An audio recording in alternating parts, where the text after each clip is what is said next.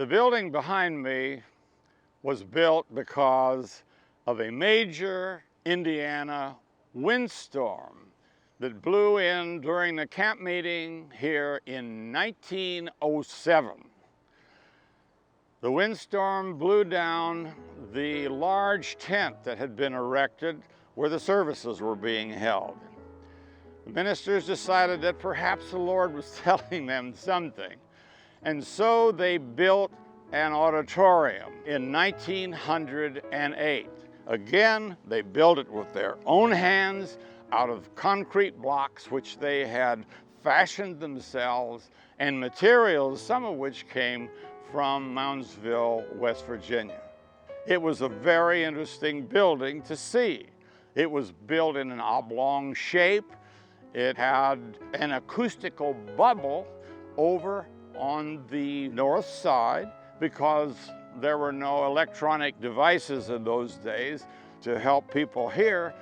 One of the interesting things about the services that they held in this building, which was used as a tabernacle during the 1908 camp meeting, was that the ministers all sat in a semicircle on the platform.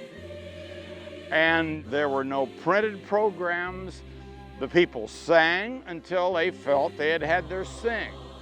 They got up and testified until it was time to move on in the service.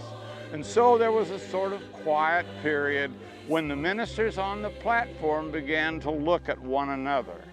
Finally, one of them stood up because he felt that perhaps he had some special word from God to say. And so that's the way the services actually began. The reason that this building is of great significance to us is that in 1917, what became Anderson University was born on the platform in this building when the General Assembly decided that it was time for the Church of God to have an educational institution. And that is the reason it is a holy place for all of us.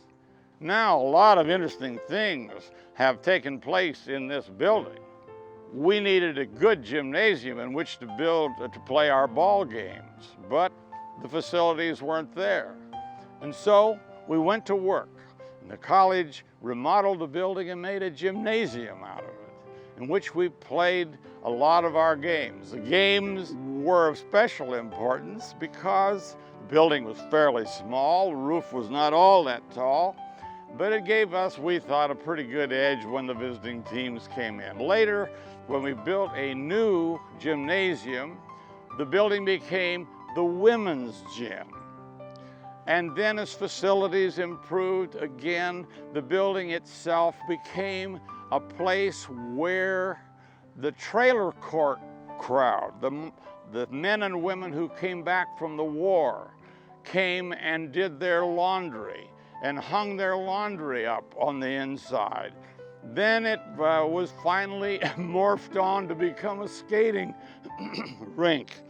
One day we said to ourselves, too many good things have happened in this building. It's too important a place. And the Lilly Endowment made it possible for us to rebuild this building, and it became Byram Hall, named for one of the leaders in the Church of God in the early days. But the reason that this building is regarded by many of us to be a holy place is because what Anderson University is today was born right on this platform.